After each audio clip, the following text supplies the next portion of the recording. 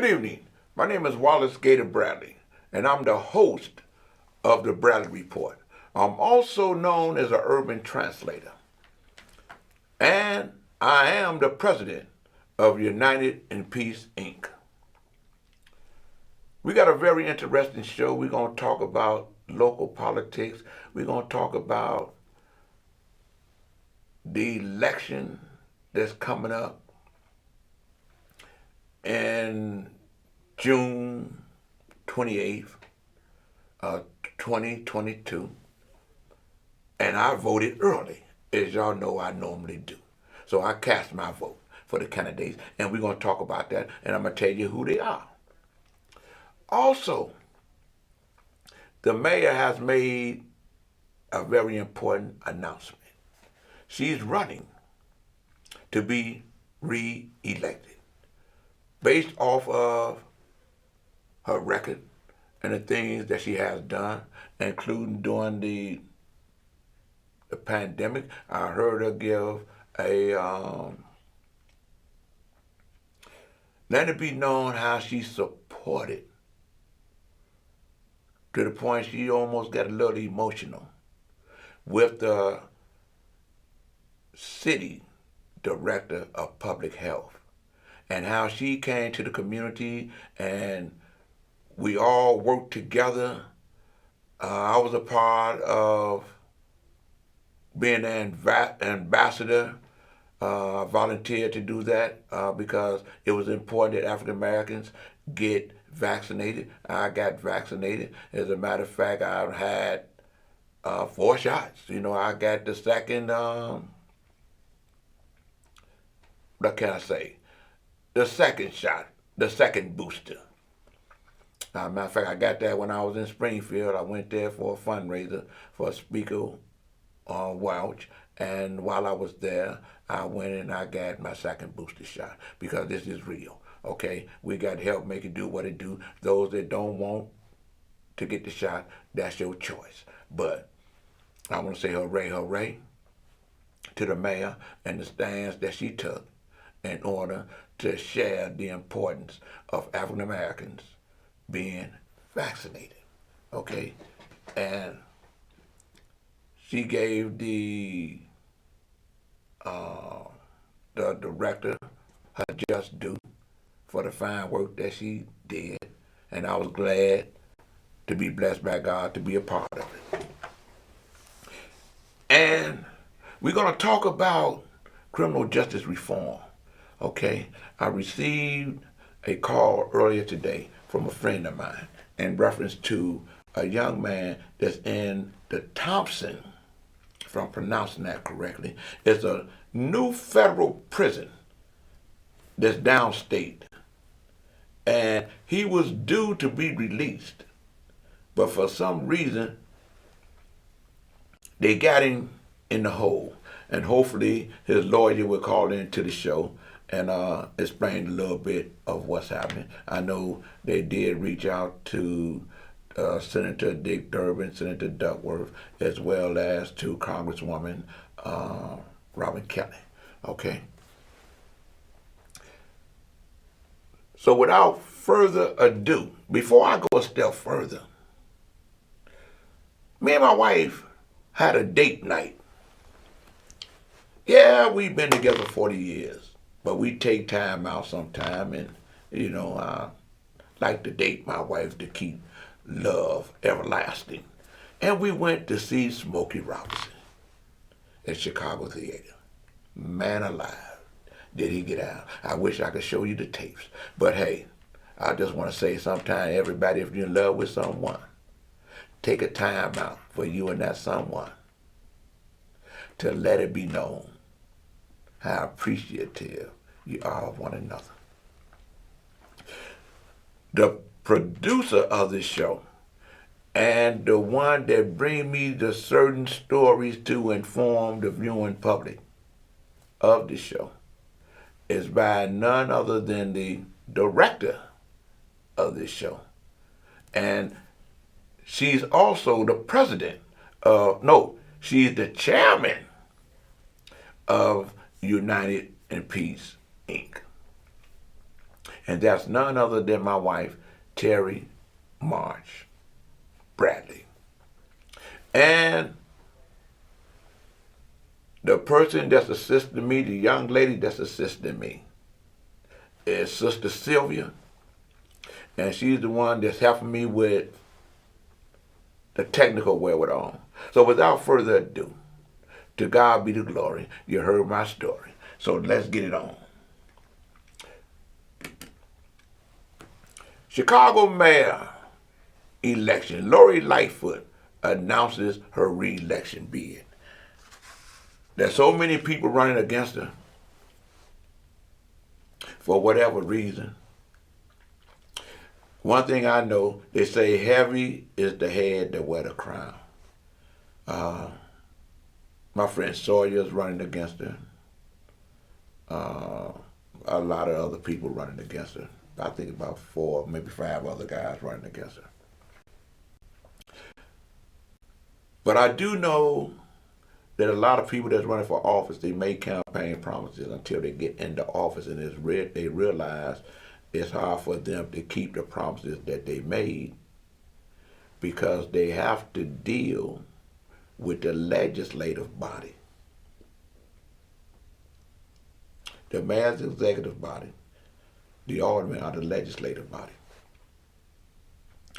But one thing I do know, that the mayor is in a position, because I've been seeing her works around the city, where she's going to communities where they may have felt neglected,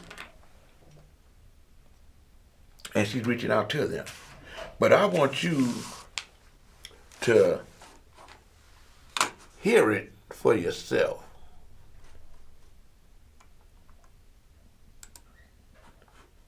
I think this is the story right here.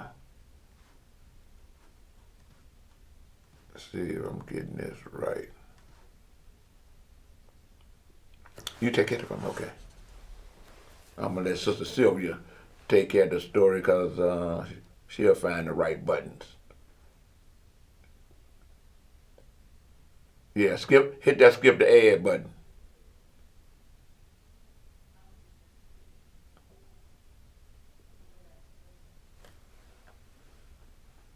Okay, so you're gonna get back there. She's gonna make it do what it do. But the mayor made her announcement today, saying that she's gonna run for re-election, and she's gonna do what needs to be done, and that is let it be known that she's gonna let it be known why she made the decision to run. Okay, and I believe the mayor may have a chance to get reelected, okay, because she has the benefit where she's able to say, hey, I made a mistake.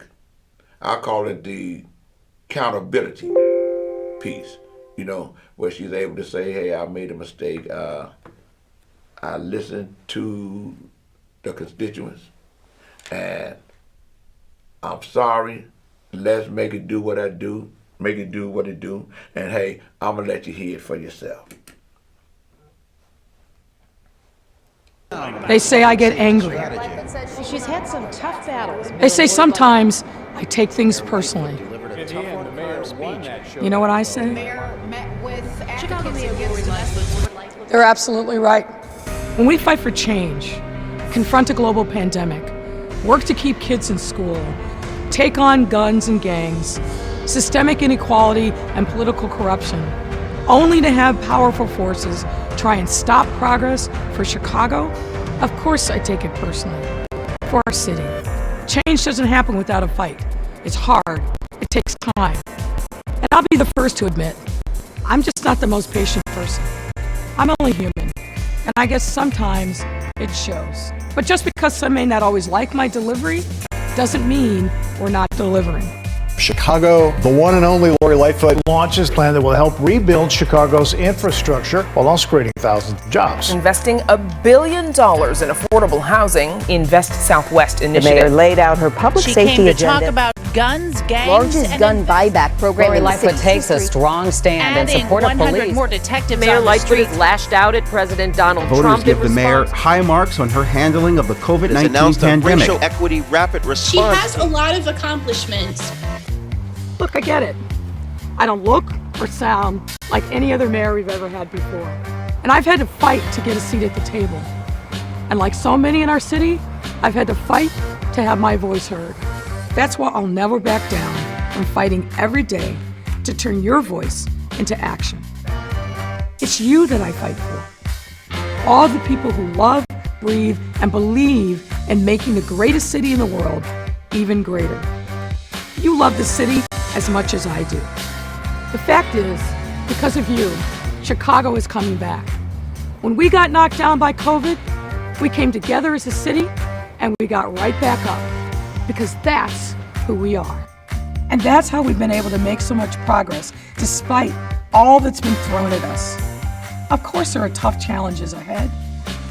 We have a lot of work to do because change just doesn't happen overnight. But together, we will make our city safer, fairer, and more equitable for all. Now, let's get back to work. Would you be interested in collecting 5-figure paychecks for a few hours of work, helping me? That's very nice commercial. But one of the things I know that's right and powerful is that what she did with the young lady that was her director. She director of the Chicago Public Health. She had made a statement of the fine work that the mayor had done. No, that the mayor had made mention of the fine work that the director of Chicago Public Health had done. And she made mention of it during her, I guess that's going to be a commercial. And I was a part of that. And all I can say is that I'm glad that what they did during the pandemic was very wonderful and very profound. Even though Trump and his trumpeters and was saying they shouldn't do it, including the former president of the Fraternal Order Police, saying that police officers shouldn't have to get their shots, you know what I mean? Even though they would lose days of work, they won't be paid for working because they didn't get vaccinated. A lot of people were against it, but the mayor did the right thing, and I want to say hooray, hooray for her director of Chicago Public Health. Okay. Now we know that this election, the mayor's election is not till 2023. The election in 2028 is very serious.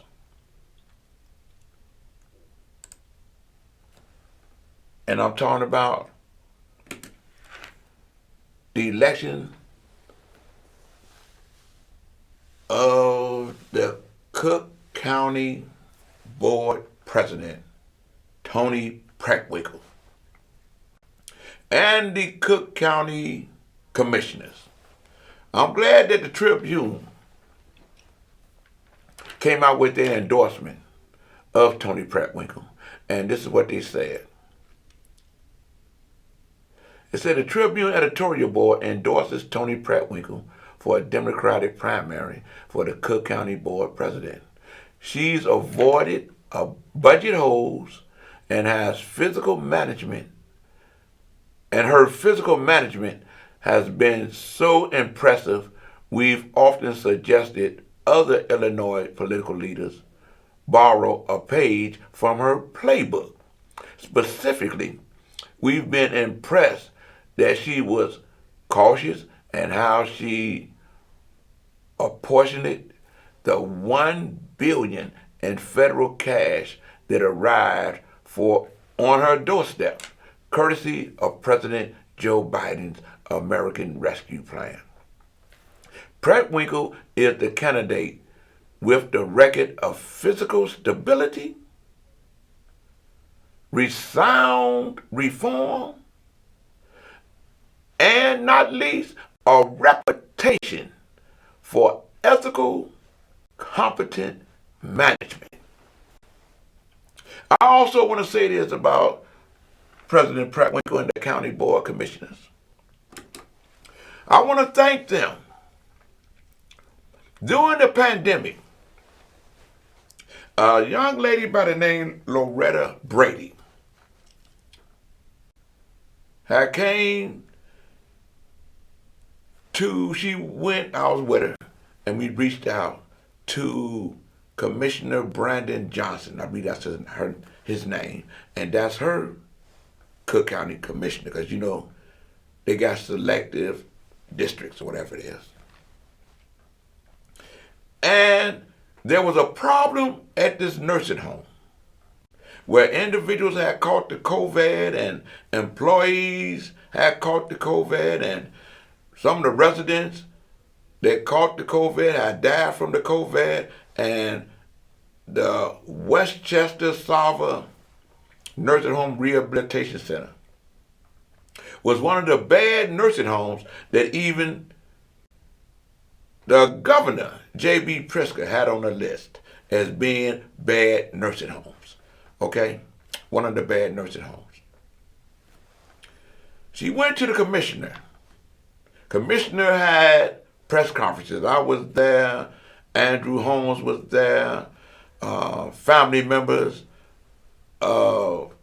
residents within the nursing home was there, especially some of those whose family members had died. And the commissioner put together a resolution and got support from the other 16 commissioners, as well as President Tony Preckwinkle. And they passed a resolution called Save Our Seniors. They passed a resolution and sent a copy of the resolution to the governor because it was important that the governor's director of state public health immediately enforce the Nursing Home Care Act. Well, after that happened, everyone realized how far they can go within their lane. I want to say hooray, hooray to County Board President Tony Preckwinkle for what they did for Loretta Brady and the other nursing home residents, not just at Westchester, Sava Westchester, because they're being sued, but because they let the governor know that if his director of public health would implement the Nursing Home Care Act, it would release the hands of the 102 county, 102 counties, that's how many counties in the state, 102 counties, state's attorneys, as well as release the hands of the Attorney General.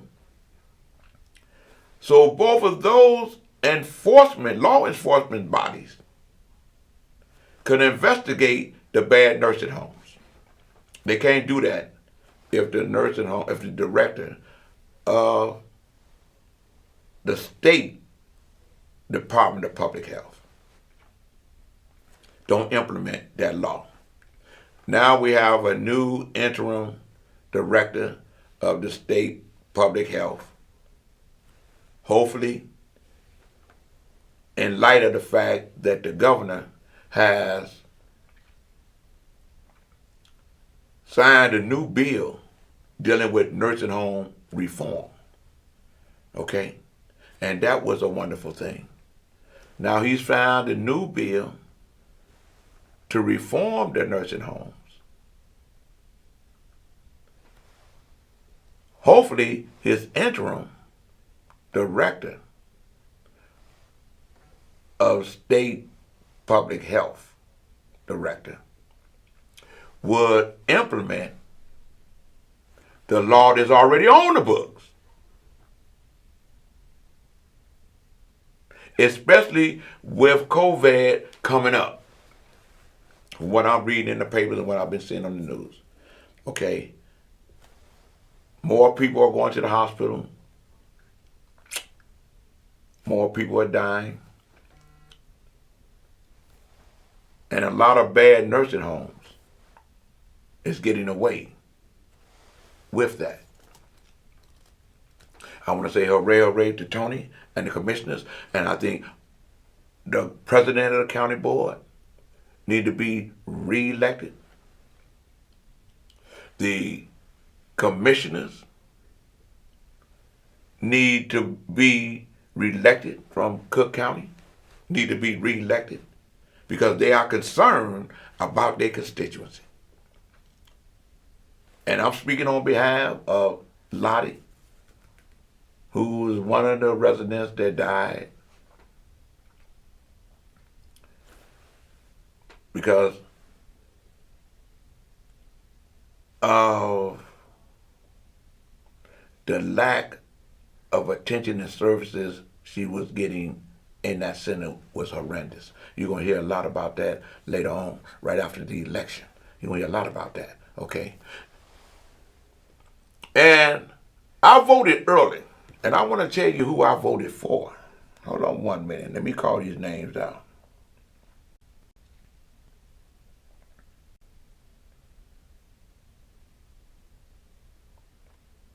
It's very important. See, I walk it like I talk it. I just don't say, vote early, tell you to do something that I ain't going to do.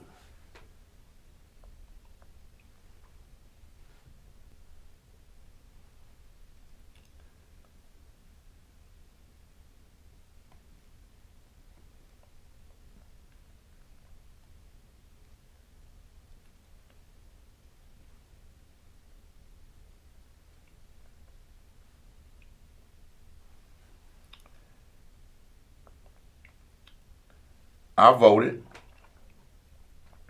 for the United States Senator. I voted for Tammy Duckworth.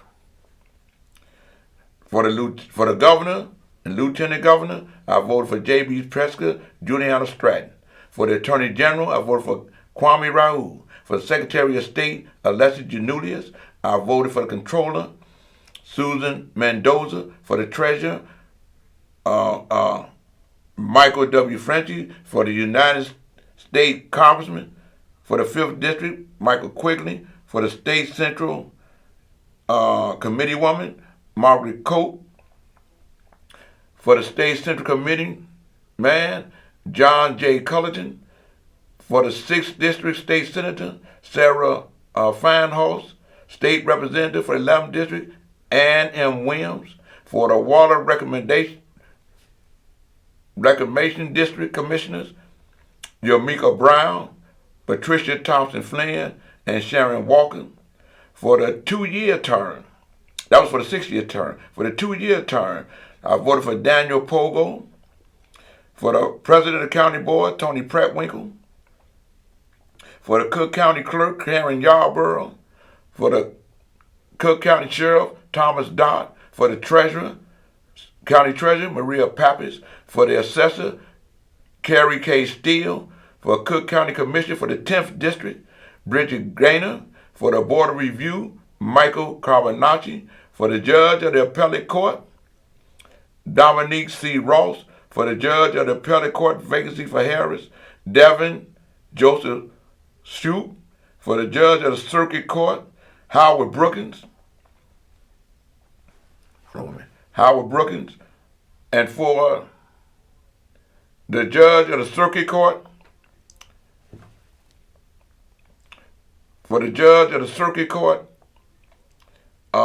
Tracy Porter, Monica Summerfield, Carmen Quintos, Yolanda Harris, Sarah, Judge Rena Marie Van Tyne.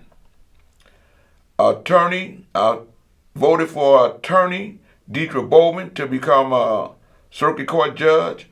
I voted for Chelsea Renee Robinson to become a circuit court judge. I voted for Dan Bellinoff to become a circuit court judge. And I voted for my friend Thomas Moore Donnelly to become a circuit court judge. And in the sub-circuit, 8th sub-circuit, I voted for my friend John Frenchie. And with that, I want to say, get out and vote. Don't choke. To God be the glory. That's my story. Peace.